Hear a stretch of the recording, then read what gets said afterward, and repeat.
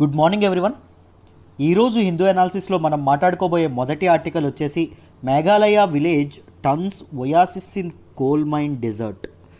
Very important regarding GS paper 3 ఎన్విరాన్మెంట్లో మనం మాట్లాడుకుంటాం. మీరు జాగ్రత్తగా వినాలండి. This is regarding a concept called rat hole mining. డీటెయిల్డ్గా దీన్ని ఎక్స్ప్లెయిన్ చేస్తాను, మీకు ఈజీగా అర్థమైపోతుంది. చూడండి అమ్మ. బిఫోర్ అనలైజింగ్ దిస్ ఆర్టికల్ ఒక్కసారి మనం కరెంట్ అఫైర్స్ కోర్స్ గురించి ఒక్కసారి చెప్తాను, వినండి. యూపీఎస్సీ కరెంట్ అఫైర్స్ కోర్స్ వచ్చేసి దాని ఫీజు కేవలం 6,000 రూపాయలండి. అది ఈ రోజు వరకు మాత్రమే వర్తిస్తుంది. రేపటి నుంచి ఈ ఫీజు 8,000 కాబోతుంది, 8,000 కాబోతుంది. రైట్, 6,000 కూడా మీరు ఒకేసారి కట్టక్కర్లేదు. నెలకి 2,000 చొప్పున చక్కగా కట్టుకోవచ్చు.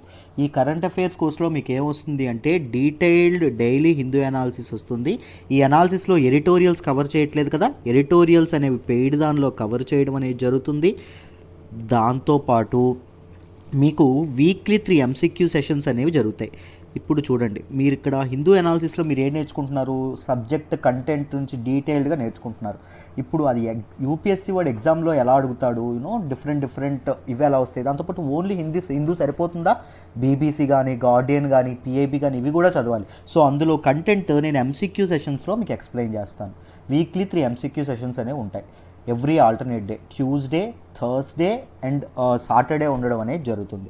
ఎవ్రీ సండే ఒక మెయిన్ సెషన్ ఉంటుంది. సండే మెయిన్ సెషన్లో నేను ఏం చేస్తాను అంటే ఆ వీక్లో వచ్చినటువంటి కరెంట్ అఫైర్స్ మీద ఒక మెయిన్స్ ఆన్సర్ రైటింగ్ అనేది ఎలా రాయాలి, మీ థాట్ ప్రాసెస్ని ట్రిగ్గర్ చేసేటటువంటి సెషన్ అది.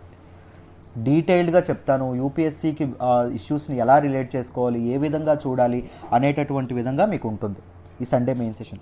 దాంతోపాటు ఎవ్రీడే మీకు మన యాప్ ఒకటి ఉంటుంది. యాప్లో కరెంట్ అఫైర్స్ టెస్ట్ అనేది ఒకటి పెడతాం.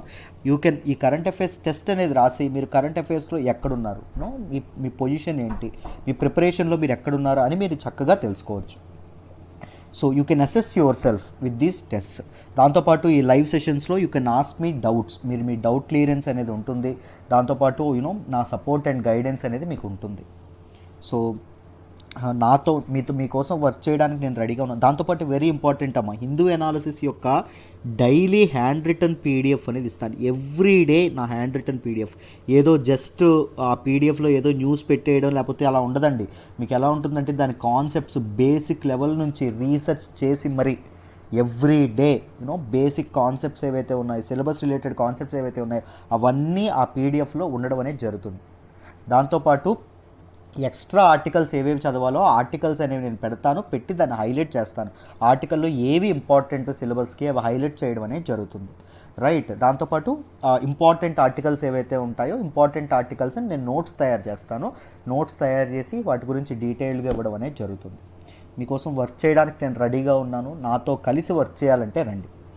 రైట్, యూ కెన్ కన్సిస్టెంట్గా వర్క్ చేస్తే నాతో కలిసి you can master current affairs within no time.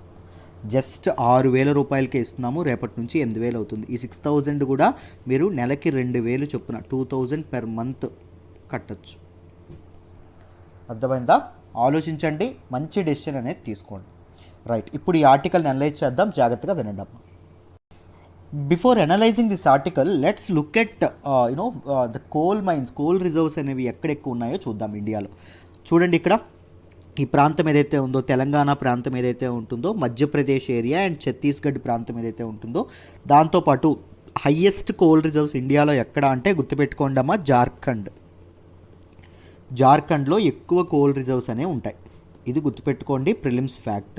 Right, దాని తర్వాత మేఘాలయ అండ్ అస్సాం ప్రాంతాలు ఏవైతే ఉంటాయో ఇక్కడ కూడా కోల్ రిజర్వ్స్ అనేవి ఎక్కువగా ఉన్నాయి. ఇక్కడ రాజస్థాన్లో కాస్త అండ్ జమ్మూ అండ్ కాశ్మీర్లో కాస్త, గుజరాత్ ఇక్కడ కాస్త. రైట్, తమిళనాడులో కొద్దిగా రిజర్వ్స్ అనేవి ఉండడం అనేది జరిగింది.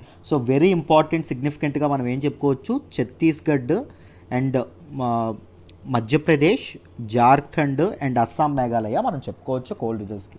ఇప్పుడు మనం దేని గురించి మాట్లాడుతున్నామంటే ఇక్కడ ఉన్నటువంటి మేఘాలయ ఏదైతే ఉందో మేఘాలయ గురించి మాట్లాడుతున్నాం. ఒకసారి చూడండి, ఒకసారి నార్త్ ఈస్ట్ మ్యాప్ చూడండి అమ్మా. మేఘాలయ ఎక్కడుందో ఇక్కడ ఉంది. ఇది దేంతో బార్డర్ షేర్ చేసుకుంటుంది మేఘాలయ, మీరు జాగ్రత్తగా గమనిస్తే అస్సాంతో చేసుకోవడం అనేది, బార్డర్ షేర్ చేసుకోవడం అనేది జరుగుతుంది. దాంతోపాటు ఎవరితో, మన తాలూకా బంగ్లాదేశ్ ఏదైతే ఉంటుందో బంగ్లాదేశ్తో బార్డర్ షేర్ చేసుకోవడం అనేది జరుగుతుంది. అంతేనా? It is sharing border with only Assam, అది గుర్తుపెట్టుకోండి. ఓకేనా? మేఘాలయ యొక్క క్యాపిటల్ ఏంటమ్మా? షిల్లాంగ్, అది గుర్తుపెట్టుకోండి. నేను క్వశ్చన్ ఇస్తాను, ఆన్సర్ చేయండి. ఇండియాతో లాంగెస్ట్ బార్డర్ షేర్ చేస్తున్నటువంటి కంట్రీ ఏంటో నాకు కామెంట్స్లో తెలియజేయండి, నేను చూస్తాను మీ కామెంట్స్. నౌ ఇప్పుడు ఒకసారి మేఘాలయ మ్యాప్ చూపిస్తాను, మళ్ళీ ఒకసారి చూడండి అమ్మ.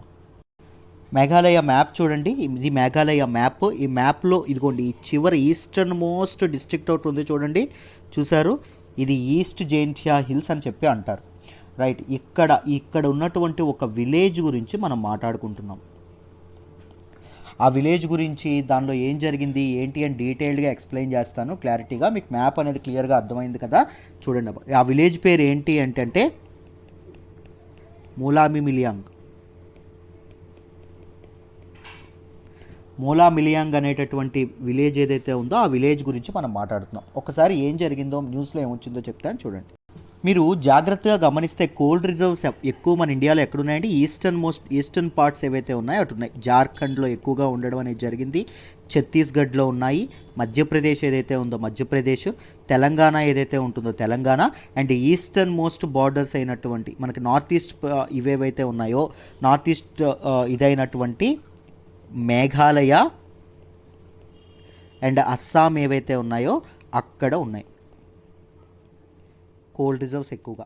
అయితే చూడండి, ఈ పైన ఉన్నటువంటివి ఏవైతే ఉన్నాయో ఇవన్నీ ప్లెయిన్ ఏరియాస్ అండి. సో ఇక్కడ ప్లెయిన్ ఏరియాస్లో మైనింగ్ అనేది చాలా ఈజీ. మైనింగ్ అనేది కన్వెన్షనల్ మైనింగ్ మెథడ్స్ ఉపయోగించి మైనింగ్ అనేది చేస్తారు.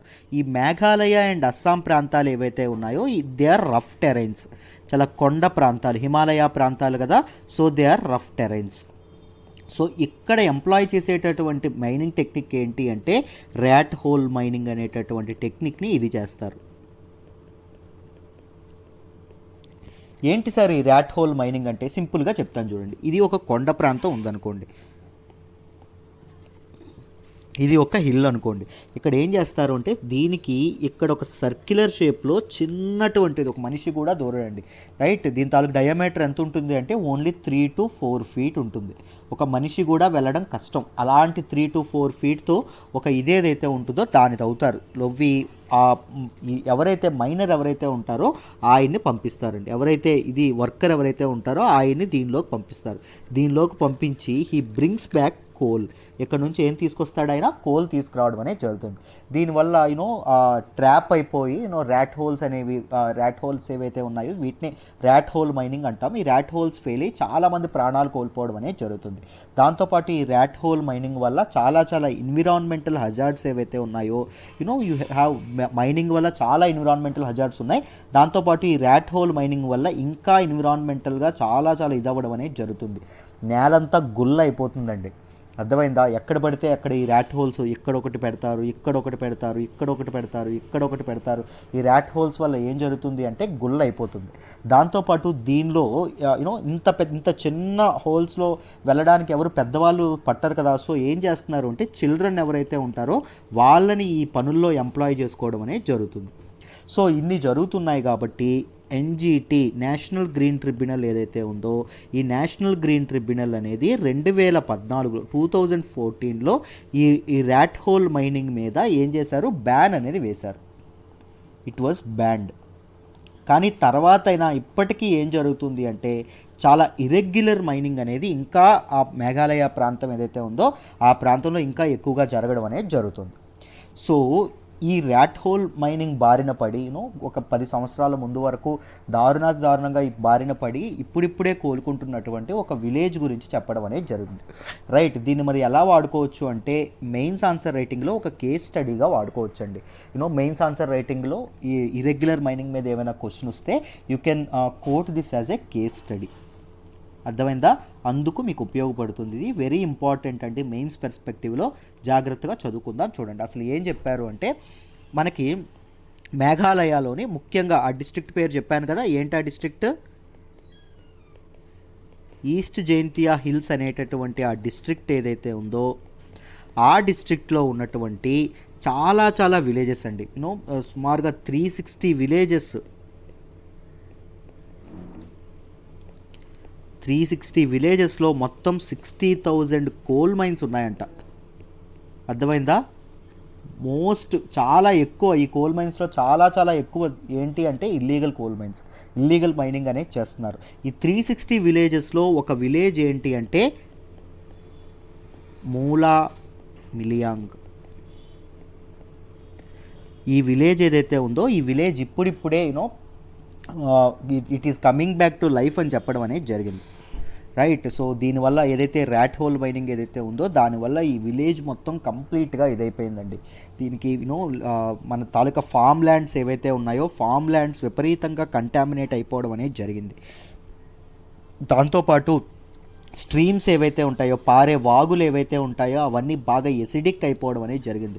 ముఖ్యంగా ఈ మైనింగ్ వల్ల సల్ఫ్యూరిక్ యాసిడ్ అనేది భూగర్భ జలాలు ఏవైతే ఉంటాయో గ్రౌండ్ వాటర్ మొత్తం పొల్యూట్ అవ్వడం, సల్ఫ్యూరిక్ యాసిడ్తో పొల్యూట్ అవ్వడం అనేది జరుగుతుంది. దానివల్ల అక్కడ ఉన్నటువంటి పీపుల్ మీద, దాంతోపాటు ఫ్లోరా మీద అంటే ప్లాంట్స్ కానీ, ఫానా పైన అంటే యానిమల్స్ కానీ, వీటన్నింటి మీద విపరీతమైనటువంటి ఎఫెక్ట్ పడడం అనేది జరుగుతుంది. విపరీతమైన ఎన్విరాన్మెంట్ మీద విపరీతమైనటువంటి ఎఫెక్ట్ పడడం అనేది జరుగుతుంది, right. So man made things ఏవైతే ఉన్నాయో ఇవి చాలా హజార్డస్ ప్రాబ్లమ్స్కి కారణం అవుతున్నాయి. దానిలో ఈ ర్యాట్ హోల్ మైనింగ్ ఏదైతే ఉందో అలాంటి ర్యాట్ హోల్ మైనింగ్ కూడా ఒకటి, రైట్. ర్యాట్ హోల్ మైనింగ్ అంటే చెప్పాను కదా, మీకు డీటెయిల్గా ఎక్స్ప్లెయిన్ చేసే ప్రయత్నం చేశాను. ర్యాట్ హోల్ మైనింగ్ అంటే this is the term used for a hazardous, చాలా ప్రమాదకరమైనటువంటిది and arduous mining technique where miners crawl into winding underground tunnels that are just 4 to 5 feet in diameter to extract coal from the deep seeps with a pickaxe. ఇంతే చెప్పాను కదా, ఇక్కడ ఒక కొండ ఉంటే ఇక్కడ ఒక హోల్ అనేది ఇదవుతుంది, దీనిలో ఇలా పాక్కుంటూ వెళ్తారండి. పాక్కుంటూ వెళ్ళి లోపల ఉన్నటువంటి కోల్ ఏదైతే ఉంటుందో దాన్ని బయటకు తీసుకొస్తూ ఉంటారు, రైట్. సో బట్ తర్వాత ఏం జరిగింది అంటే ఈ విలేజెస్లో ఒక డ్రాస్టిక్ సిగ్నిఫికెంట్ చేంజ్ అనేది రావడం అనేది జరిగింది. ఏం చేంజ్ వచ్చింది అంటే ముఖ్యంగా గవర్నెన్స్ అనేది మారిందంటండి. విలేజ్లో గవర్నింగ్ బాడీ ఏదైతే ఉంటుందో ఆ గవర్నింగ్ బాడీ యూత్ చేతుల్లోకి వెళ్ళడం అనేది జరిగింది, రైట్. యంగ్ పీపుల్ అనేవాళ్ళు ఇప్పుడు దీనిలో పాలసీ మేకింగ్ కానీ ఇదంతా యంగ్ పీపుల్ చేయడం అనేది జరుగుతుంది. వీళ్ళు ఏం చేశారు అంటే దగ్గరలో ఉన్నటువంటి మైనింగ్ ఏరియాస్ ఏవైతే ఉంటాయో అక్కడికి వెళ్ళి శాప్లింగ్స్ అనేవి ఏవైతే ప్లాంటింగ్స్ అనేవి చేయడం, దాంతోపాటు ఎఫారెస్టేషన్ డ్రైవ్స్ ఏవైతే ఉంటాయో, మొక్కలు నాటించడం ఏవైతే ఉంటాయో ఇవన్నీ చేయించడం, దాంతోపాటు లో కాస్ట్ రెయిన్ వాటర్ హార్వెస్టింగ్ ఏదైతే ఉంటుందో అలాంటి వాటిని ఇది చేయడం. సో ఈ లో కాస్ట్ రెయిన్ వాటర్ హార్వెస్టింగ్ వల్ల ఏమవుతుంది, మన తాలూకా కోల్ మైనింగ్ వల్ల కంప్లీట్గా ఇంకిపోయినటువంటి గ్రౌండ్ వాటర్స్ ఏవైతే ఉంటాయో అవి రీస్టోర్ అవుతాయి. సో ఇలాంటివి ఏవైతే ఉన్నాయో అవి చేయడం అనేది జరిగింది. ఈ చేంజ్కి మేజర్ రీజన్స్ ఏంటంటే మొదట ఎన్జిటి అనేది ఈ ర్యాట్ హోల్ మైనింగ్ ఏదైతే ఉంటుందో నేషనల్ గ్రీన్ ట్రిబ్యునల్ ఈ ర్యాట్ హోల్ మైనింగ్ అనేది కంప్లీట్గా బ్యాన్ చేయడం అనేది జరిగింది. దాంతోపాటు యూత్ అనే వాళ్ళు ఎవరైతే ఉన్నారో వాళ్ళు గవర్నెన్స్లోకి రావడం అనేది జరిగింది. Very important, you can youth దీనిలోకి రావడం, ఐ మీన్ పాలిటిక్స్లోకి రావడం పైన ఏవైనా ఎస్సే వచ్చినప్పుడు కూడా you can coat this as example. This Meghalaya village ఏదైతే ఉందో, ములా మిలియాంగ్ విలేజ్ ఏదైతే ఉంటుందో దాన్ని కూడా మీరు ఎగ్జాంపుల్గా కోట్ చేయొచ్చు. దాంతోపాటు అఫీషియల్స్ ఎవరైతే ఉన్నారో వాళ్ళు కూడా చాలా సపోర్ట్ చేయడం అనేది జరిగింది. కార్పొరేట్ సోషల్ రెస్పాన్సిబిలిటీ ద్వారా అఫీషియల్స్ కూడా చాలా ఇది చేయడం అనేది జరిగిందమ్మా. సో మొత్తం ఈ ఈస్ట్ జైంటియా హిల్స్ డిస్ట్రిక్ట్లో ఉన్నటువంటి 360 విలేజెస్లో 60,000 కోల్ మైన్స్ ఉన్నాయంట ఏకంగా. ఇప్పటికీ ఈ రివైవింగ్ వర్క్ ఏదైతే ఉంటుందో, ఈ విలేజ్ను బాగు చేసే వర్క్ ఏదైతే ఉంటుందో అది 30% మాత్రమే కంప్లీట్ అయింది. There is a long way to go అని చెప్పి అఫీషియల్స్ చెప్తున్నారు. బట్ స్టిల్ ఇదొక హోప్ అని చెప్పుకోవచ్చు. మనిషి మ్యాన్ మేడ్ రీజన్స్ వల్ల ఏదైతే ఎన్విరాన్మెంట్కి కంప్లీట్గా డ్యామేజ్ జరుగుతుందో అది మళ్ళీ లైఫ్లోకి రావడం అనేది నిజంగా ఒక మంచి విషయం. గుడ్ గవర్నెన్స్ అనేది కానీ, లేకపోతే జ్యుడిషియల్ సిస్టమ్స్ కరెక్ట్గా పనిచేయడం కానీ, దాంతోపాటు ఈ ఎఫారెస్టేషన్ డ్రైవ్స్ కానీ, పీపుల్ పార్టిసిపేషన్ కూడా చాలా ఇంపార్టెంట్. గవర్నమెంట్ది ఎంత ఇంపార్టెంటో పీపుల్ పార్టిసిపేషన్ కూడా అలాంటిది ఇంపార్టెంట్. సో ఇవన్నింటి వల్ల ఒక విలేజ్ అనేది నిజంగా మంచి తిరిగి ఊపిరి పోసుకోవడం అనేది జరగడం అనేది జరిగింది. This is all about this article. I hope you understand this article in detail. ఒక్కసారి మనం ఈ ఇర్రెగ్యులర్ మైనింగ్ వల్ల ఏ ప్రాబ్లమ్స్ వస్తాయో కొన్ని చూడండి. ద మెయిన్ ప్రాబ్లమ్స్ ఏంటి అంటే ల్యాండ్ అనేది డిస్టర్బ్ అవుతుంది, land will be disturbed. And second ఏంటంటే నాయిస్ అండ్ హెల్త్ ప్రాబ్లమ్స్ వస్తాయి.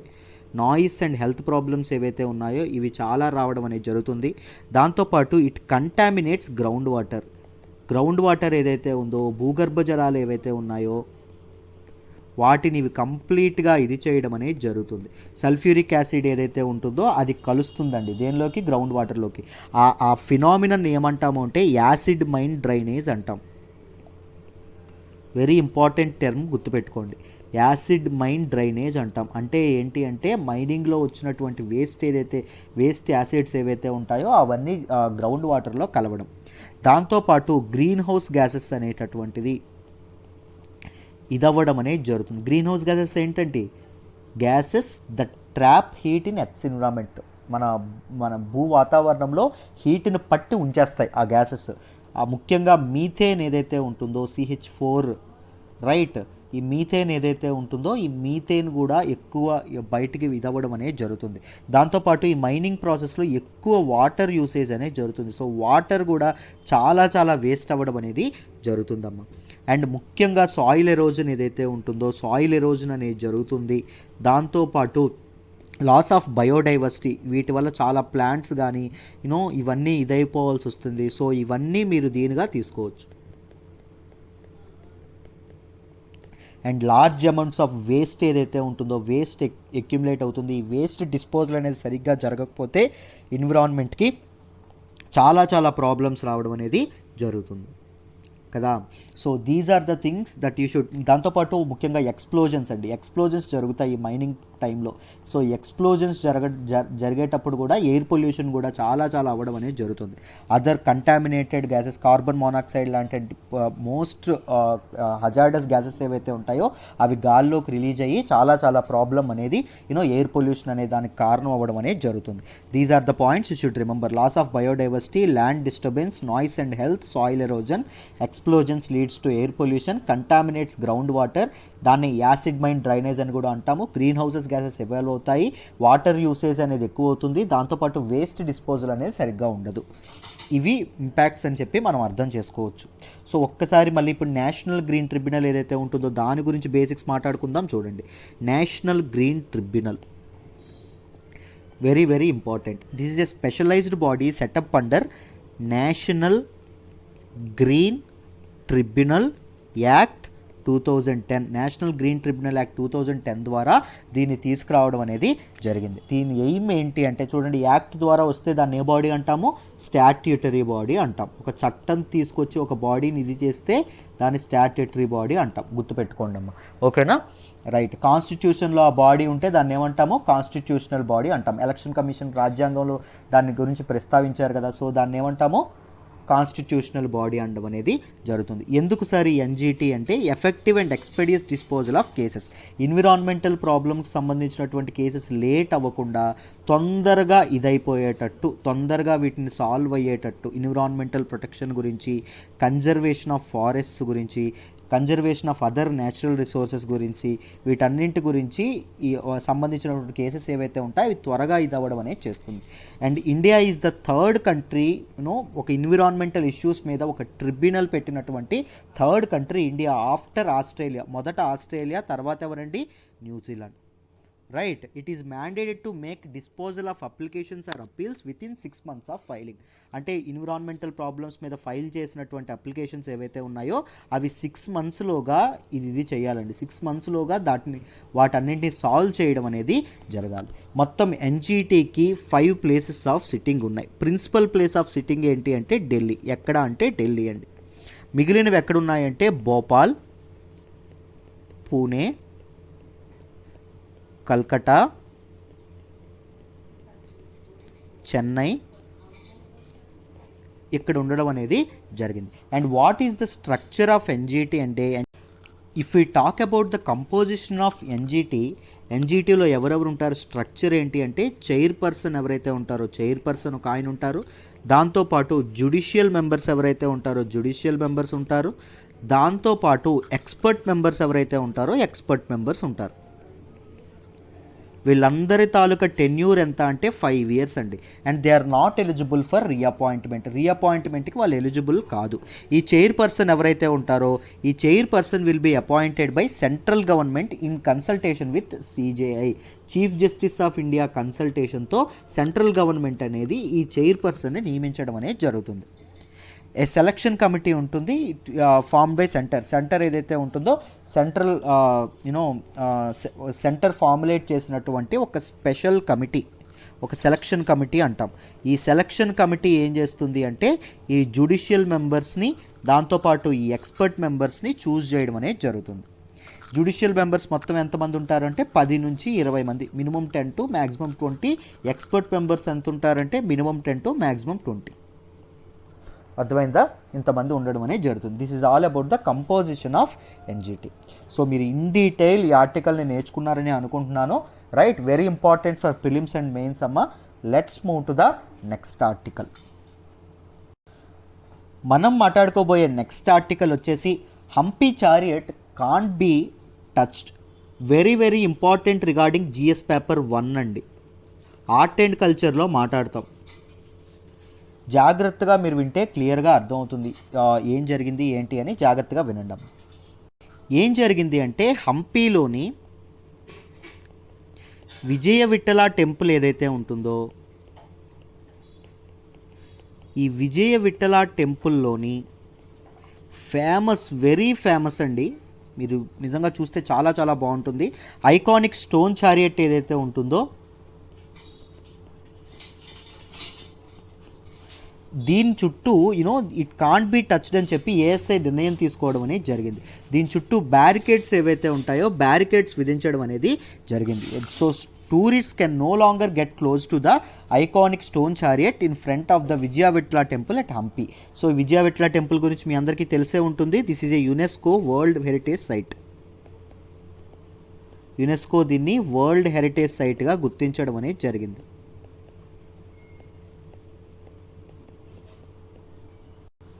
ప్రపంచ వారసత్వ సంపదగా గుర్తించడం అనేది జరిగింది. సో ASI ఏం చేసింది అంటే దీని చుట్టూ బ్యారికేడ్స్ ఏవైతే ఉంటాయో బ్యారికేడ్స్తో దీన్ని ప్రొటెక్ట్ చేయడం అనేది జరిగిందమ్మా. దానికి రీజన్స్ ఏం చెప్పారు అంటే దీనికి ఎక్స్ట్రా ఈ సెన్సిటివ్ మాన్యుమెంట్, ఈ స్టోన్ చారియట్ ఏదైతే ఉందో this is a sensitive monument, దీనికి ఎక్స్ట్రా ప్రొటెక్షన్ అనేది ఇవ్వాలి. దాంతోపాటు ఇప్పటి వరకు ఇదనేది ప్రొటెక్షన్ అనేది కరెక్ట్గా లేకపోవడం వల్ల టూరిస్టులు అనేవాళ్ళు దీన్ని డ్యామేజ్ చేస్తున్నారు. దాంతోపాటు దగ్గరికి వెళ్ళి ఫోటోలు దిగడం అనేది జరుగుతుంది. చిన్నపిల్లలు ఏం చేస్తున్నారంటే చిన్నపిల్లల్ని ఆ చారియట్ పైకి ఎక్కించి ఫోటోలు దిగిపించడం అనేది జరుగుతుంది అని చెప్పడం అనేది జరిగిందమ్మా.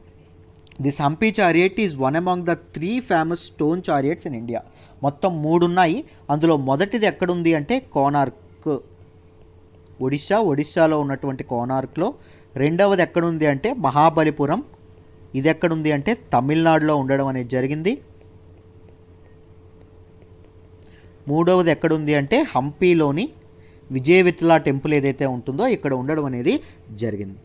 సో ఇప్పుడు విజయ విఠల టెంపుల్ గురించి వీటన్నింటి గురించి కాస్త ఇది తెలుసుకుందామమ్మా. చూడండి, కొన్ని ఫ్యాక్ట్స్ అనేవి ఇంపార్టెంట్, తెలుసుకుందాం, జాగ్రత్తగా చూడండి.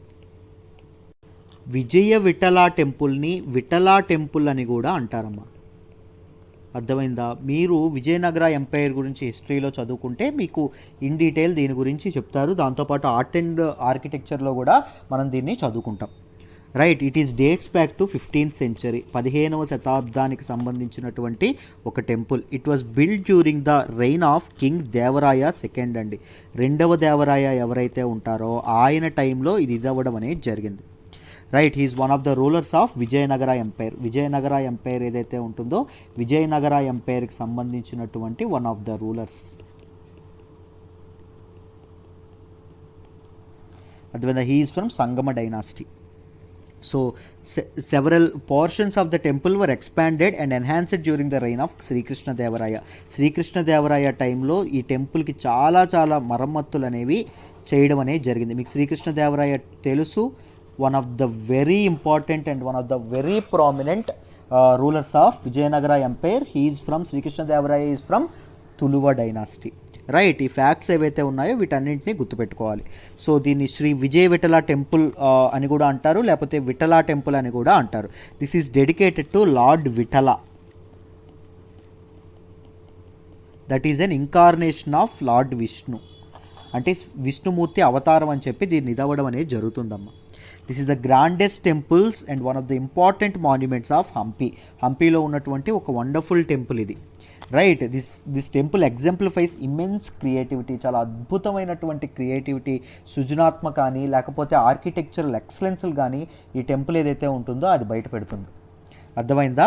సో ఈ ఆర్కిటెక్చర్ ఏదైతే ఉంటుందో, ఈ టెంపుల్ ఆర్కిటెక్చర్ గురించి మాట్లాడుకుందాం. చూడండి, మామూలుగా ఈ హిందూ టెంపుల్స్ ఏవైతే ఉన్నాయో, హిందూ టెంపుల్స్కి 3 టైప్స్ ఆఫ్ ఇవి ఉంటాయండి, 3 స్టైల్స్ ఆఫ్ ఆర్కిటెక్చర్ ఉంటాయి. ఒకటి ఏంటి, నగారా స్టైల్ ఆఫ్ ఆర్కిటెక్చర్. రెండోది ఏంటి, ద్రవిడ స్టైల్ ఆఫ్ ఆర్కిటెక్చర్ లేదా ద్రవిడియన్ స్టైల్ ఆఫ్ ఆర్కిటెక్చర్ అంటాము. మూడవది ఏంటమ్మా, వెసారా స్టైల్ ఆఫ్ ఆర్కిటెక్చర్. ఈ 3 ఉండడం అనేది జరుగుతుంది. ఈ నగారా ఆర్కిటెక్చర్ ఏదైతే ఉందో this was patronised mainly by Guptas. ముఖ్యంగా ఇది ఎక్కడ ఉంటుందంటే నార్త్ ఇండియా ప్రాంతం ఏదైతే ఉంటుందో, నార్త్ ఇండియా ప్రాంతంలో ఇది ఎక్కువగా మనం ఈ స్టైల్ ఆఫ్ ఆర్కిటెక్చర్ ఏదైతే ఉంటుందో దాన్ని ఇది చేయడం అనేది జరుగుతుంది. డోగర్లో దశావతార టెంపుల్ ఏదైతే ఉంటుందో ఇది నగారా టెంపుల్ ఆర్కిటెక్చర్కి ఒక ఇంపార్టెంట్ ఇదండి. రైట్, ఇవి మనం ఆర్ట్ అండ్ ఆర్కిటెక్చర్ ఏదైతే ఉంటుందో దానిలో ఎక్కువగా చదువుకుంటాం. నగారా స్టైల్ ఆఫ్ టెంపుల్స్లో పిల్లర్స్ అనేవి ఉండవు, గుర్తుపెట్టుకోండి, పిల్లర్స్ అనేవి ఉండవు. That is the main characteristic of Nagara style of temple architecture. Next Dravidian architecture అనేది చాలామంది సౌత్ ఇండియాలో ఎక్కువగా చూస్తాము. చాలామంది సౌత్ ఇండియన్ కింగ్డమ్స్ ఏవైతే ఉన్నాయో అవి బాగా ప్యాట్రనైజ్ చేయడం అనేది జరిగింది. ముఖ్యంగా తమిళనాడు, కర్ణాటక, కేరళ అండ్ ఆంధ్రప్రదేశ్లో ఇవి ఎక్కువగా చూడడం అనేది జరుగుతుంది. దీనిలో ఇంపార్టెంట్ ఇదేంటి అంటే వీటికి సెపరేట్గా గోపురం ఉంటుంది, ఎంట్రీ గేట్ గోపురం అనేది ఉంటుంది. అంటే it is very well decorated and very well carved.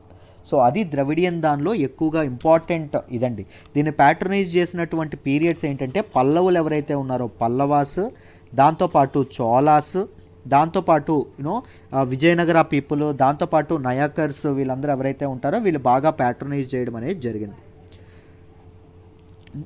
And కొన్నిసార్లు గుప్తాస్ కూడా దీన్ని ఇది చేయడం అనేది జరిగింది, చాళుక్యాస్ కూడా వీటిని ఇది చేయడం అనేది జరిగిందమ్మా, ప్యాట్రనైజ్ చేయడం అనేది జరిగింది.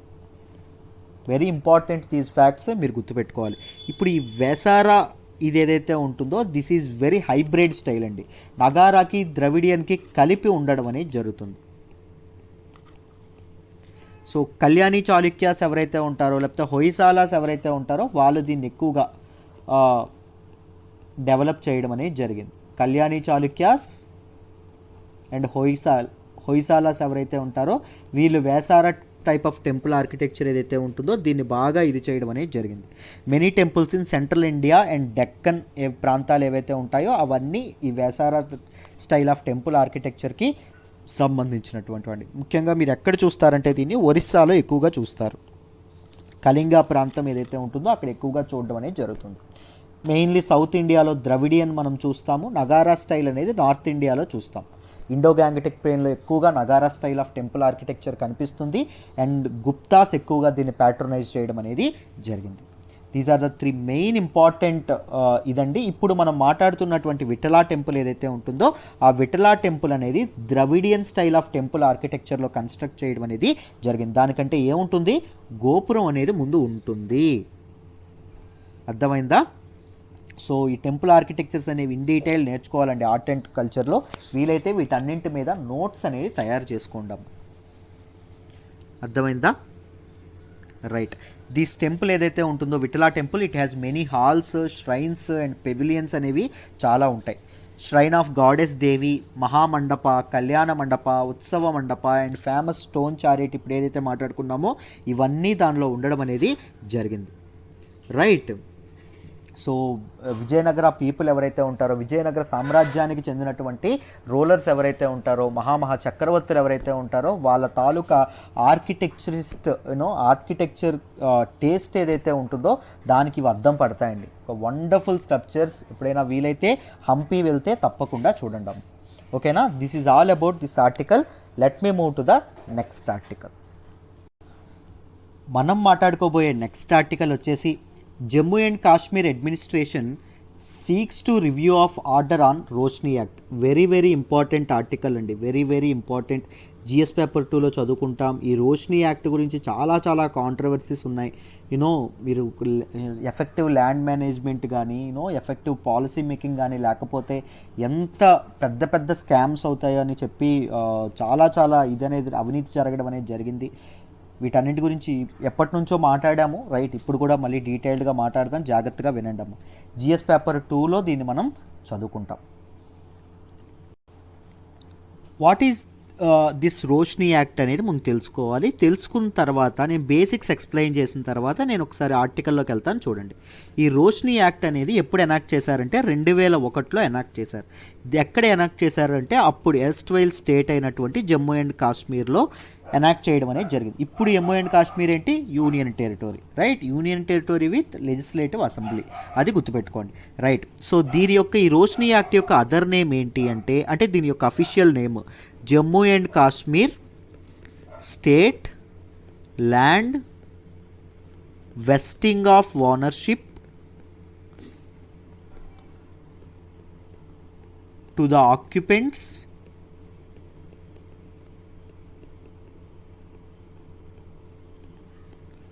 యాక్ట్ 2001 అండి. సో ఇదేదైతే ఉంటుందో ఇది Roshni act, Jammu and Kashmir state land act 2001. దీనికి ఇన్ఫార్మల్ నేమ్ ఏంటి అంటే రోష్ని యాక్ట్.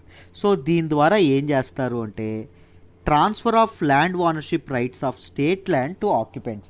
రాష్ట్ర ప్రభుత్వం దగ్గర ఉన్నటువంటి ల్యాండ్ ఏదైతే ఉంటుందో ఆ ల్యాండ్ యొక్క ఓనర్షిప్ని ఎవరైతే ఇల్లీగల్గా ఎంక్రోచ్ చేస్తారో, ఇల్లీగల్గా ఎవరైతే ఆక్రమించుకున్నారో వాళ్ళని ఆ ప్రదేశాల నుంచి వెళ్ళగొట్టకుండా వాళ్ళకే ల్యాండ్ని అమ్మేస్తాం.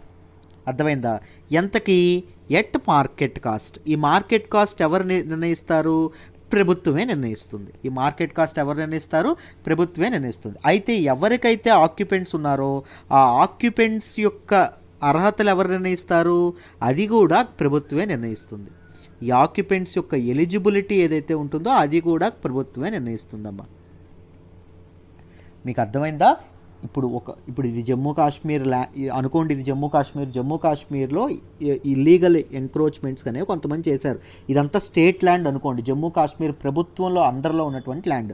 ఇది ఒకరు తీసుకున్నారు, ఇది ఒకరు తీసుకున్నారు, ఏ ఒకరు తీసుకున్నారు, బి ఒకరు తీసుకున్నారు, సి ఒకరు తీసుకున్నారు, ఇలా తీసుకున్నారు. ఇప్పుడు రాష్ట్ర ప్రభుత్వం ఏం చేస్తుందంటే వీళ్ళని బయటికి పంపించకుండా ఆ ల్యాండ్ని వీళ్ళకే అమ్మేయాలనుకుంటుంది. ఎంత ధరకు అమ్ముకుంటుంది అంటే అది మార్కెట్ రేట్ అనేది, ఆ మార్కెట్ రేట్కి అమ్ముతుంది. ఆ మార్కెట్ రేట్ కూడా గవర్నమెంట్ నిర్ణయిస్తుంది. అర్థమైందా? ఎవరికి అమ్మాలో కూడా ఎలిజిబిలిటీ అనేది ఎవరు నిర్ణయిస్తారు? అది కూడా గవర్నమెంటే నిర్ణయించడం అనేది జరుగుతుంది. అర్థమైందా? ఎక్కడి వరకు మీకు అర్థమైంది. అయితే ఎందుకు ఈ యాక్ట్ అనేది తీసుకొచ్చారు, what is the aim of this act అనేది మీరు తెలుసుకోవాలి. గవర్నమెంట్ యొక్క ఉద్దేశం ఏంటి అంటే governments target was to earn 25,000 crores అండి. మొత్తం 25 కోట్లు అమ్మాలి. ఎలా అంటే ఈ 26 lakh కెనల్స్ అంటే that is measurement of land అండి, యూనిట్ ఆఫ్ ల్యాండ్ మెజర్మెంట్ అనుకోవచ్చు. మనకి ఎకరాలు ఎలాగో అక్కడ కెనల్స్ కూడా ఒక దీనిలా ఉంటాయి. సో ఈ 20 lakh కెనాల్ ఏదైతే ఉంటుందో ఈ 20 lakh కెనల్స్ ఆఫ్ స్టేట్ ల్యాండ్ని ఎవరైతే ఎన్క్రోచర్స్ ఎవరైతే ఉంటారో వాళ్ళ తాలూకా ఎలిజిబిలిటీ అనేది గవర్నమెంట్ నిర్ణయించి వాళ్ళకి గవర్నమెంట్ నిర్ణయించిన మార్కెట్ ధరకు అమ్మేస్తారనమాట, రైట్? దాని ద్వారా 25,000 కోట్లు సమకూర్చి దీనిని ఎందుకు ఇది చేస్తారు అంటే హైడ్రో ఎలక్ట్రిక్ ప్రాజెక్ట్స్ ఏవైతే ఉంటాయో వీటి మీద ఖర్చు చేస్తామని చెప్పడం అనేది జరిగింది. దీనికోసం ఇది తీసుకురావడం అనేది జరిగింది. ఇంతవరకు బాగానే ఉంది. కానీ ఇప్పుడు ఏం జరిగింది అంటే ఆ మార్కెట్ రేట్ నిర్ణయించడం అనేది గవర్నమెంట్ చేతిలో ఉండడం వల్ల గవర్నమెంట్ పొలిటీషియన్స్ ఎవరైతే ఉన్నారో వాళ్ళకి నచ్చిన ధరలు అనేవి ఇది చేయడం అనేది జరుగుతుంది. దాంతోపాటు గవర్నమెంట్స్ జమ్మూ అండ్ కాశ్మీర్లో మారుతున్న కొద్దీ చాలా అమెండ్మెంట్స్ తీసుకొస్తున్నారు ఈ రోష్ని యాక్ట్లో. ముఖ్యంగా ఏం చెప్పారు అంటే ఎలిజిబిలిటీ ఆఫ్ ఇది చెప్పాం కదా, ఈ ఆక్యుపెంట్స్ యొక్క ఎలిజిబిలిటీ గవర్నమెంటే నిర్ణయిస్తుందని చెప్పాం కదా. దీనికి మొదట యాక్ట్ తీసుకొచ్చేటప్పుడు ఎలిజిబిలిటీ ఏం చెప్పారు అంటే 1990 వరకు 1990 వరకు ఎవరైతే ఆక్రమిస్తారో, ఎవరైతే ఆ ల్యాండ్లో ఉంటారో వాళ్ళకు మాత్రమే ఈ ల్యాండ్ అమ్ముతాం అని చెప్పారు. తర్వాత దీన్ని ఎక్స్ప్లాయిట్ చేయడానికి ఏం చేశారు, తర్వాత గవర్నమెంట్స్ వచ్చి 2004 వరకు ఎక్స్టెండ్ చేశారు. తర్వాత మళ్ళీ 2007 వరకు ఎక్స్టెండ్ చేశారు. అంటే 2004 వరకు వచ్చిన వాళ్ళకి అమ్ముతాం, 2007 వరకు ఆ ల్యాండ్లు ఆక్రమించిన వాళ్ళని అమ్ముతాం. సో ఏం జరిగింది, ఈ యాక్ట్ తెచ్చిన తర్వాత కూడా స్టేట్ ల్యాండ్స్ని ఆక్రమించుకునే అవకాశం ఇచ్చారు. సో ఇలా చాలామంది గవర్నమెంట్ ఉద్యోగులు కానీ, అఫీషియల్స్ కానీ, బ్యూరోక్రాట్స్ కానీ, పొలిటీషియన్స్ కానీ చాలా ల్యాండ్కి అవినీతి ల్యాండ్ అనేది దోచుకోవడం అనేది జరిగింది. అవినీతి చాలా అవకతవకలు జరగడం అనేది జరిగింది. ఇది ఏదైతే ఉందో దీన్ని ఉపయోగించుకొని దాని తర్వాత ఇంకొక అమెండ్మెంట్ ఏం తీసుకొచ్చారు అంటే, అగ్రికల్చర్ ల్యాండ్ ఏదైతే ఉంటుందో, అగ్రికల్చర్ ల్యాండ్ స్టేట్ గవర్నమెంట్ కింద అండర్లో ఉన్నటువంటి అగ్రికల్చర్ ల్యాండ్ ఫార్మర్స్కి ఇచ్చేస్తాం. ఎంతకి ఇస్తామంటే కేవలం 100 రూపీస్ ఫర్ కెనల్. ఒక కెనల్ 100 రూపాయలకు మాత్రమే ఇస్తాం. కెనల్ అంటే ఏంటి అంటే 1/8 పార్ట్ ఆఫ్ ఎన్ ఎకర్ అండి. అర్థమైందా? 605 స్క్వేర్ యార్డ్స్ అనుకోవచ్చు. సో ఇది ఏదైతే ఉంటుందో ఈ కెనల్స్ అనేవి 100 రూపాయలకే ఫార్మర్స్కి ఇచ్చేస్తామని ఇది అవ్వడం అనేది జరిగింది. సో ఇల్లీగల్గా ఫార్మర్స్ అని ఈ ల్యాండ్ దోచుకునే వాళ్ళు చాలామంది పెరగడం అనేది జరిగింది. అయితే ఈ 2014లో ఈ స్కామ్ అంతా ఎప్పుడు బయటకు వచ్చిందంటే అమ్మ, 2014లో controller and auditor general CAG ఎవరైతే ఉంటారో ఆయన ఒక రిపోర్ట్ సబ్మిట్ చేస్తూ పార్లమెంట్కి ఏం చెప్పారు అంటే, దీని మీద మొత్తం 2007 నుంచి 2013 వరకు ఈ రోష్ని యాక్ట్ మీద గవర్నమెంట్ ప్రొక్యూర్ చేసింది కేవలం 76 కోట్లు. ఆలోచించండి, 25,000 కోట్లు ఎక్కడ, 76 కోట్లు ఎక్కడ, ఎంత అవకతవకలు జరిగాయో ఆలోచించండి. సో ఈ స్కామ్ ఏదైతే ఉంటుందో దీన్ని నివారించడానికి మీరు హైకోర్టు ఏదైతే ఉందో, హైకోర్టు ఈ యాక్ట్ అనేది నల్ అండ్ వాయిడ్గా నిలిపివేయడం అనేది జరిగింది. నల్ అండ్ వాయిడ్ అంటే ఏంటి అంటే, ఈ యాక్ట్ మీద ముందు తీసుకున్న నిర్ణయాలు కానీ తర్వాత తీసుకున్న నిర్ణయాలు కానీ చెల్లవు, అసలు ఈ చట్టమే చెల్లదు అని చెప్పి కోర్టు అనేది డెసిషన్ తీసుకోవడం అనేది జరిగిందమ్మా. ఏం డెసిషన్ తీసుకుంది, this Roshni act will be null and void in this union territory అని చెప్పి డెసిషన్ తీసుకోవడం అనేది జరిగింది. So Jammu and Kashmir high court ఏదైతే ఈ డెసిషన్ తీసుకుందో, ఈ డెసిషన్ తీసుకోగానే ఏం జరిగింది అంటే, జమ్మూ అండ్ కాశ్మీర్ అడ్మినిస్ట్రేషన్ ఏదైతే ఉంటుందో, గవర్నమెంట్ ఏదైతే ఉందో వాళ్ళు ఏం చేశారు, సో ఏవైతే ల్యాండ్ అనేది ఇప్పటి వరకు ఎవరైతే తీసుకున్నారో వాళ్ళ దగ్గర నుంచి తిరిగి లాక్కోవడానికి ప్లాన్స్ అనేవి ఇది చేయడం అనేది జరిగింది.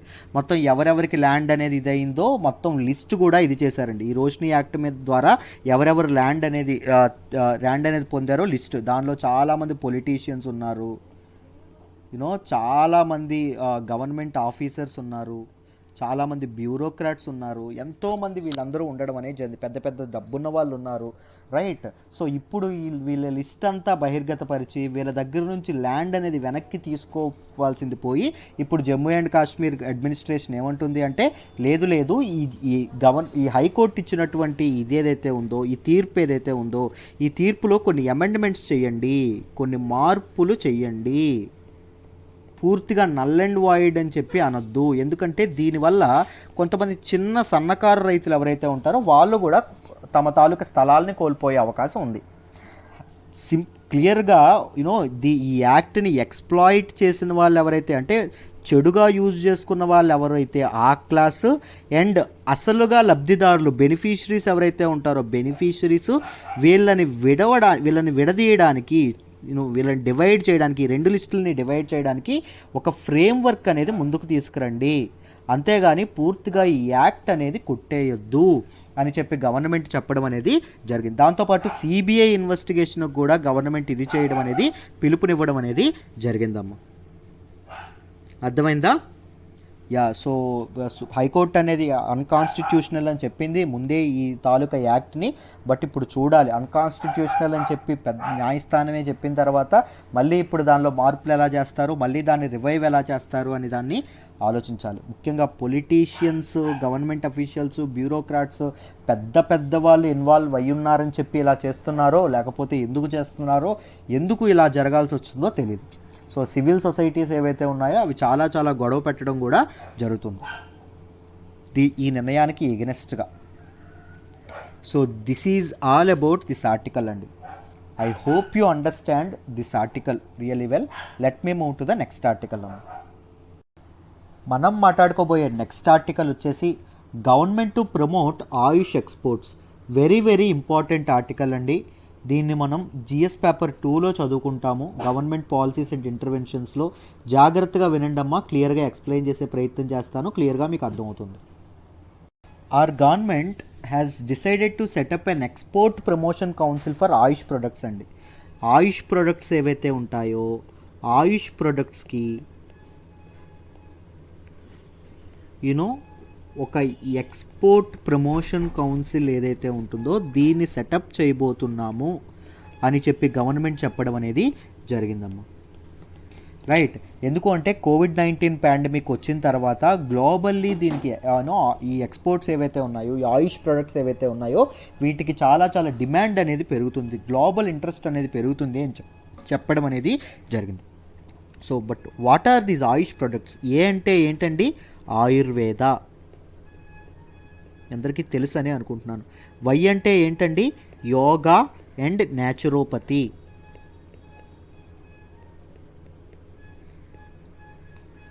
యు అంటే ఏంటండి? యునాని. ఎస్ అంటే ఏంటండి? సిద్ధ. హెచ్ అంటే ఏంటండి? హోమియోపతి. ఇవన్నీ మన భారత సారస్వత సంపద అండి. రైట్. ఇవన్నీ మన ఇండియా యొక్క ఎసెట్స్, మన ఇండియా యొక్క ఆస్తులు. ఇవన్నీ మన పూర్వీకులు మనకి ఇచ్చినటువంటి గొప్ప గొప్ప మెడికల్ సిస్టమ్స్ ఏవైతే ఉన్నాయో, మెడికల్ టెక్నిక్స్ ఉంటాయి ఏవైతే ఉన్నాయో ఇవన్నీ ఇప్పుడు కోవిడ్-19 టైంలో మొత్తం అన్ని దేశాలు అందరూ మన ఆయుష్ ప్రొడక్ట్స్ ఏవైతే ఉన్నాయో వాటి వైపు చూడడం అనేది జరుగుతుంది. సో ఇంక్రీజింగ్ డిమాండ్ ఏదైతే ఉంటుందో దీన్ని ఎక్స్ప్లాయిట్ చేయడానికి, దీన్ని లివరేజ్ చేసుకోవడానికి, దీన్ని ఉపయోగించుకోవడానికి, అవకాశాన్ని ఉపయోగించుకోవడానికి గవర్నమెంట్ ఆఫ్ ఇండియా ఈ సేల్స్ అనేది ముమ్మరం చేయడం అనేది జరుగుతుంది. మార్కెటింగ్ కానీ ఇవన్నీ కాస్త ముందుకు తీసుకెళ్ళడం అనేది జరుగుతుంది. ఆయుర్వేద ఎక్కడండి ఎక్కువగా ప్రివలెంట్గా ఉంటుంది? కేరళ, మహారాష్ట్ర, హిమాచల్ ప్రదేశ్, గుజరాత్, కర్ణాటక, మధ్యప్రదేశ్, రాజస్థాన్, ఉత్తరప్రదేశ్ ప్రాంతాల్లో. ఉనాని ఈజ్ ప్రివలెంట్ మోస్ట్లీ ఇన్ ఎక్కడ అండి అంటే Andhra Pradesh, Karnataka, Jammu and Kashmir, Bihar, Maharashtra, MP, UP అండి. రైట్. హోమియోపతి మొత్తం దేశవ్యాప్తంగా ఆల్మోస్ట్ ఎక్కువగా యూపీలోని, కేరళలోని, వెస్ట్ బెంగాల్లోని, ఒరిస్సాలోని ప్రాక్టీస్ చేస్తారు. సిద్ధ అనేది చాలా తక్కువ అండి. ఎక్కడ ప్రాక్టీస్ చేస్తారు అంటే తమిళనాడు, పాండిచ్చేరి, కేరళ. ఇక్కడ ఈ మూడు రాష్ట్రాల్లో మాత్రమే సిద్ధ ప్రాక్టీస్ అనేది చేయడం అనేది జరుగుతుంది. Right. So these are the things you should remember about these things అండి. ఈ ఆయుష్ ప్రొడక్ట్స్ ఏవైతే ఉన్నాయో ముఖ్యంగా నేషనల్ ఆయుష్ మిషన్ అనేది ఎప్పుడండి ఇది అవ్వడం అనేది జరిగింది? 2014లో దీన్ని లాంచ్ చేయడం అనేది జరిగింది. Under the ministry of department of Ayush, ministry of health and family welfare దీన్ని ఇది చేయడం అనేది జరిగింది. ఆయుర్వేద, యోగా అండ్ న్యాచురోపతి, ఉనాని, సిద్ధ అండ్ హోమియోపతి అండి. గుర్తుపెట్టుకోండి. ఎందుకు దీని తాలూకా ఆబ్జెక్టివ్ ఏంటి అంటే ఈ నేషనల్ ఆయుష్ మిషన్ యొక్క ఆబ్జెక్టివ్ ఏంటి అంటే to provide cost-effective and equitable Ayush healthcare throughout the country by improving access to the services. ఈ ఆయుష్ ఇవేవైతే ఉంటాయో, మెడికల్ సిస్టమ్ ఏదైతే ఉంటుందో, మెడికల్ టెక్నిక్స్ ఏవైతే ఉంటాయో దానికి యాక్సెసిబిలిటీ అనేది పెంచాలి. వీటి తాలూకా లాభాలని భారతీయులు మొత్తం ఉపయోగించుకోవాలి. వీటి తాలూకా వాల్యూను కూడా భారతీయులందరికీ అలవాటు కావాలి. Right. So strengthen oil systems and making them as prominent medical streams in addressing the health care of the society. English medicine ఎలా అయితే ఇప్పుడు ఎంత లీడింగ్గా ఉందో అలాగే ఈ ఆయుష్ సిస్టమ్స్ ఏవైతే ఉంటాయో వీటిని కూడా మోస్ట్ ప్రామినెంట్ మెడికల్ స్ట్రీమ్స్ చేయాలి. దాంతోపాటు దీనిలో ఎడ్యుకేషనల్ ఇన్స్టిట్యూషన్స్ ఏవైతే ఉన్నాయో అవన్నీ పెంచాలి. ఆయుష్ ఎడ్యుకేషన్ అనే దానిలో పెంచాలి. దాంతోపాటు to promote the adoption of quality standards of AYUSH drugs ఏవైతే ఉన్నాయో దానిలో క్వాలిటీ స్టాండర్డ్స్ పెంచాలి. And sustained supply of AYUSH raw materials. మామూలుగా ఎన్విరాన్మెంట్ మీద ఏదైతే ప్రభావం ఉందో అది ఈ ఆయుష్ ప్రొడక్ట్స్ మీద పడకుండా, రా మెటీరియల్స్ అనేవి ఎక్కడా తగ్గకుండా వాటిని సరిగ్గా సాగు చేయడం కానీ, ఆయుర్వేదిక్ మూలికలు కానీ ఇవేవైతే ఉన్నాయో వాటన్నింటినీ సరిగ్గా ఇది చేయడం కానీ, ప్రొడ్యూస్ చేయడం కానీ చేయాలి. మన పూర్వీకులు మనకి ఇచ్చినటువంటి ఎసెట్స్ ఏవైతే ఉంటాయి, ఈ సంపద ఏదైతే ఉంటుందో దాన్ని మనం జాగ్రత్తగా కాపాడుకోవాలి, ఈ ఆస్తిని. అర్థమైందా? సో దానికోసం అని చెప్పి ఆయుష్ అనేది ఇది చేయడం అనేది జరిగింది. సో ఇప్పుడు ఏం జరిగింది అంటే మన తాలూకా గవర్నమెంట్ ఏం చేస్తుంది, ఒక ఎక్స్పోర్ట్ ప్రమోషన్ కౌన్సిల్ ఏదైతే ఉంటుందో దీన్ని ఎస్టాబ్లిష్ చేయడం అనేది జరుగుతుంది. దీనికోసం ఈ ఎక్స్పోర్ట్స్ అనేవి పెంచడానికి మినిస్ట్రీ ఆఫ్ ఫినాన్స్, ఆర్థిక శాఖ, ministry of commerce and industry ఏదైతే ఉంటుందో ministry of commerce and industry, దాంతోపాటు మినిస్ట్రీ ఆఫ్ ఆయుష్, ఈ మూడు కలిసి వర్క్ చేయబోతున్నాయండి. ఈ మూడు కలిసి వర్క్ చేయడం అనేది జరుగుతుంది. ఈ డెసిషన్ ఏదైతే ఉంటుందో they are expecting that this decision will boost exports of AYUSH products. AYUSH products అనేవి ప్రపంచవ్యాప్తంగా వెళ్ళడం అనేది జరుగుతుంది. ఆయుష్ ప్రొడక్ట్స్ అనేవి ఇదవ్వడం అనేది జరుగుతుంది. దాంతోపాటు ఈ ఆయుష్ ప్రొడక్ట్స్ గ్లోబల్ రికగ్నిషన్ అనేది వచ్చే అవకాశం ఉంది, రైట్. దాంతోపాటు గ్రోయింగ్ గ్లోబల్ ఇంట్రెస్ట్ ఏదైతే ఉంటుందో, ఈ ఆయుష్ ప్రొడక్ట్స్ మీద ఇంట్రెస్ట్ ఎవరికైతే పెరుగుతుందో ఆ ఇంట్రెస్ట్ని లెవరేజ్ చేసుకోవడానికి, ఉపయోగించుకోవడానికి కూడా గవర్నమెంట్ అనేది ఈ ఏదైతే ఎక్స్పోర్ట్ ప్రమోషన్ కౌన్సిల్ ఏదైతే ఉంటుందో దీన్ని తీసుకురావడం అనేది జరిగింది. ఏం చేస్తున్నారు అంటే ఈ ప్లేయర్స్ ఎవరైతే ఉంటారో, ఆల్ స్టేక్ హోల్డర్స్ ఎవరైతే ఉంటారో, ముఖ్యంగా ప్రొడ్యూసర్స్ ఎవరైతే ఉంటారో, ఆయుష్ ప్రొడక్ట్స్ని ప్రొడ్యూస్ చేసేవాళ్ళు, వీళ్ళందరూ current domestic demand, right, domestic demand దాంతోపాటు గ్లోబల్ డిమాండ్ని మీట్ అయ్యేటట్టు ప్రొడక్షన్ అనేది చేయాలి without compromising quality of products. Quality ఏమాత్రం తగ్గితే ఏం తగ్గుతుంది, క్రెడిబిలిటీ అనేది పోతుంది. సో మన దేశం యొక్క ప్రొడక్ట్స్ మీద క్రెడిబిలిటీ పోతుంది. సో క్వాలిటీ అనేది ఏమాత్రం తగ్గించకుండా, అడల్ట్రేషన్స్ కానీ కల్తీ కానీ ఏమీ జరగకుండా జాగ్రత్తగా వీటిని తయారు చేయడం అనేది చేస్తారు. దాంతోపాటు కాస్ట్ కాంపిటేటివ్నెస్ కూడా కరెక్ట్గా మెయింటైన్ చేసేటట్టు చేయడం అనేది ఈ ఎక్స్పోర్ట్ ప్రమోషన్ కౌన్సిల్ యొక్క లక్ష్యం, రైట్. ఇప్పుడు బ్యూరో ఆఫ్ ఇండియన్ స్టాండర్డ్స్ ఏదైతే ఉంటుందో వాళ్ళు వచ్చి వీటి తాలూకా స్టాండర్డ్స్ అనేవి కరెక్ట్గా, ఇంటర్నేషనల్ స్టాండర్డ్స్ కరెక్ట్గా ఉన్నాయా లేదా అని టెస్ట్ చేసి వీటిని గ్లోబల్ మార్కెట్లోకి వదలడం అనేది జరుగుతుంది. So bureau of Indian standards అనేది క్వాలిటీ అనేది ఎన్ష్యూర్ చేయడానికి ముందుకు రానుంది, రైట్, ఎంప్లాయ్ అవ్వనుంది అని చెప్పడం అనేది జరిగిందమ్మా ఈ ఆర్టికల్లో. So one of the best policies అని చెప్పుకోవచ్చు ఈ టైంలో, రైట్. మన ప్రొడక్ట్స్ అనేవి ప్రపంచవ్యాప్తంగా వెళ్ళాలి, మన ప్రొడక్ట్స్కి ప్రపంచవ్యాప్తం గ్లోబల్ మార్కెట్కి యాక్సెస్ అనేది ఉండాలి, గ్లోబల్ రికగ్నిషన్ అనేది రావాలి, చాలామంది మన ప్రొడక్ట్స్ని ఉపయోగించుకొని ఆరోగ్యవంతులు అవ్వాలి, రైట్. ఇండియా యొక్క పేరు అనేది నలుమూలలకి వెళ్తుంది, అంతే కదా, right. This is wonderful decision by the government. I hope you understand this article in great detail. Let me move to the next article అమ్మ. మనం మాట్లాడుకోబోయే నెక్స్ట్ ఆర్టికల్ వచ్చేసి Japan రిట్రీవ్స్ capsule with asteroid samples. Very very important. దీన్ని మనం GS paper 3లో చదువుకుంటాం, science and టెక్నాలజీలో. చాలా important article అండి, చాలా జాగ్రత్తగా వినండి, క్లియర్గా ఎక్స్ప్లెయిన్ చేసే ప్రయత్నం చేస్తాను. జపాన్ ఏదైతే ఉందో, జపాన్ 6 ఏళ్ల క్రితం ఎగ్జాక్ట్గా 2014లో హయబూసా 2 అనేటటువంటి ఒక స్పేస్ క్రాఫ్ట్ని లాంచ్ చేయడం అనేది జరిగింది. ఎక్కడికి లాంచ్ చేసింది, ఎప్పుడండి లాంచ్ చేసింది, 2014లో లాంచ్ చేయడం అనేది, డిసెంబర్ 2014లో లాంచ్ చేయడం అనేది జరిగింది, రైట్. ఎక్కడికి లాంచ్ చేసింది అంటే ర్యూగు అనేటటువంటి ఒక యాస్ట్రాయిడ్ మీదకి ఇది చేయడం అనేది జరిగింది. ఈ యాస్ట్రాయిడ్కి 2018లో ఈ హైబూసా 2 అనేది ఈ యాస్ట్రాయిడ్ని ఎప్పుడు రీచ్ అయింది, 2018లో రీచ్ అవ్వడం అనేది జరిగిందమ్మ. ఈ యాస్ట్రాయిడ్ ఏదైతే ఉంటుందో this asteroid is nearly 30 crore kilometers from earth surface.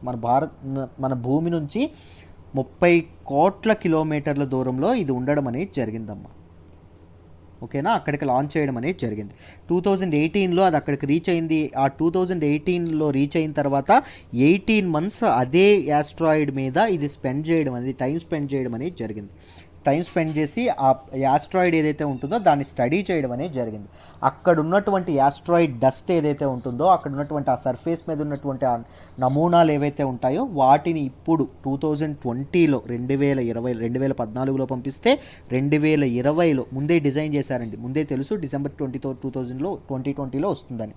So 2020లో ఇది క్యాప్స్యూల్ని భూమి మీదకి వదలడం అనేది జరిగింది, రైట్. భూమి మీదకి విడిచిపెట్టడం అనేది జరిగింది. మళ్ళీ ఇంకొక యాస్ట్రాయిడ్ మీదకి వెళ్ళడం అనేది జరిగిందమ్మ. అంటే భూమి ఉపరితలం దగ్గరికి వచ్చి ఆ క్యాప్స్యూల్ని విడిచిపెట్టడం అనేది జరిగింది. మళ్ళీ అది ఇంకో యాస్ట్రాయిడ్ మీద స్టడీ చేయడానికి వెళ్ళడం అనేది జరిగింది. ఏది, హయబూసా 2. సో ఈ క్యాప్స్యూల్ ఏదైతే ఉందో ఈ క్యాప్స్యూల్ని సైంటిస్టులు అనేవాళ్ళు ఇది చేయనున్నారండి. మొత్తం మనం పరిశీలించడం అనేది జరుగుతుంది. ఎందుకు పరిశీలించాలి ఏంటి అని మొత్తం తెలుసుకుందాం. ఇది చూడండి అమ్మ, ఈ రియోగు అంటే ఏంటి అంటే జపనీస్ భాషలో డ్రాగన్ ప్యాలెస్ అండి. వెరీ ఇంపార్టెంట్, గుర్తుపెట్టుకోండి. ఎప్పుడు లాంచ్ చేశారు? 2014లో 2014లో లాంచ్ చేయడం అనేది జరిగింది. ఎక్కడికి? ర్యూగు యాస్ట్రాయిడ్ మీదకి 30 crores కిలోమీటర్స్ దూరంలో ఉండడం అనేది జరిగింది. 2018లో అది రీచ్ అవ్వడం అనేది జరిగింది. 2020లో అది మళ్ళీ భూమికి తన క్యాప్సూల్ యాస్ట్రాయిడ్ డస్ట్ ఏదైతే ఉంటుందో దాన్ని పంపించడం అనేది జరిగింది. This is a 6-year machine కదా. అయితే మొదట మీరు యాస్ట్రాయిడ్ అంటే ఏంటో తెలుసుకోవాలి. చూడండి అమ్మ, వాట్ ఆర్ యాస్ట్రాయిడ్స్ అని మీరు తెలుసుకోవాలి. Asteroids are rocky that orbit the sun much smaller than planets. They are very much smaller than planets అండి. అంటే గ్రహాల కంటే వెరీ వెరీ వెరీ స్మాల్గా ఉంటాయి. దాంతోపాటు ఇవి కూడా సన్ చుట్టూ, సూర్యుడి చుట్టూ తిరుగుతూ ఉంటాయండి. Right. They are also called minor planets అని కూడా అంటారు. వీటిని ఏమంటాం? మైనర్ ప్లానెట్స్ అని కూడా అంటాం. Count of asteroids according to NASA మొత్తం యాస్ట్రాయిడ్స్ ఎన్ని ఉండొచ్చు అంటే 9,94,383 ఉన్నాయని చెప్తున్నారు. రైట్. యాస్ట్రాయిడ్స్ అనేవి 3 ప్లేసుల్లో ఉంటాయి. ఒకటి asteroids found mainly in the main asteroid belt.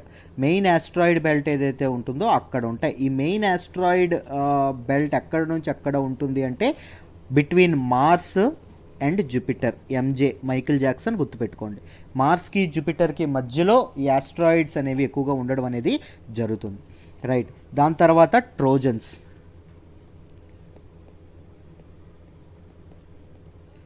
These are asteroids that share and orbit with larger planets.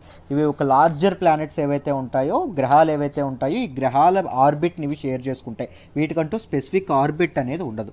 దాంతోపాటు ఇంకొకటి ఏంటి అంటే ఇంకొక కైండ్ నియర్ ఎర్త్ యాస్ట్రాయిడ్స్ అని చెప్పి మనం అంటాం.